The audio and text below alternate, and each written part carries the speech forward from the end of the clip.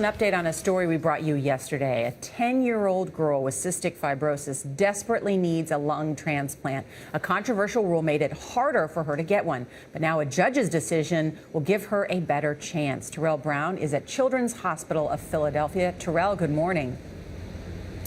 Nora, good morning. Sarah Murnahan has been in the hospital for more than 3 months. Her parents were told recently that if she did not get a lung transplant, then she only had weeks to live.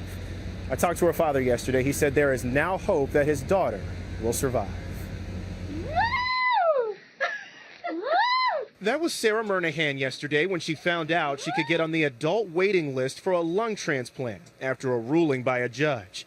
End-stage cystic fibrosis has left the 10-year-old with just weeks to live and no time to wait for a pediatric lung donor, which could take years. We reached out to our friends and formed literally a PR machine.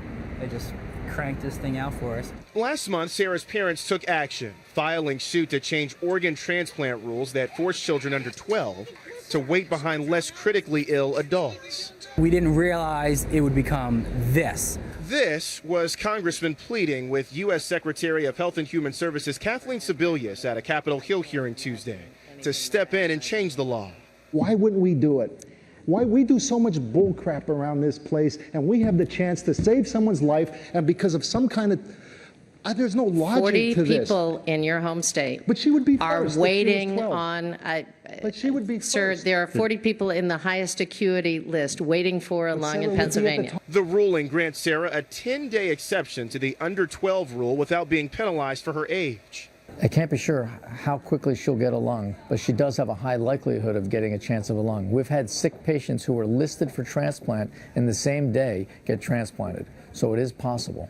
Dr. Joshua Sonnet of New York Presbyterian Columbia University Medical Center says Sarah won't be jumping anyone in line because donations are distributed based on severity and how likely the transplant is to save the patient. In her case, what they may be able to take is a larger adult lung and take the top or bottom lobes or half of each lung and put it into each side of her. So she'll, in effect, have a full set of lungs. A set of lungs that could add years to Sarah's life. Do you see yourself as a trailblazer? No, I see myself as a parent advocating for their child. Now, the judge's ruling doesn't necessarily mean that Sarah will get that lung transplant, but it does help her chances. Right now, there are 1,682 people on the waiting list. 31 of them are Sarah's age or younger.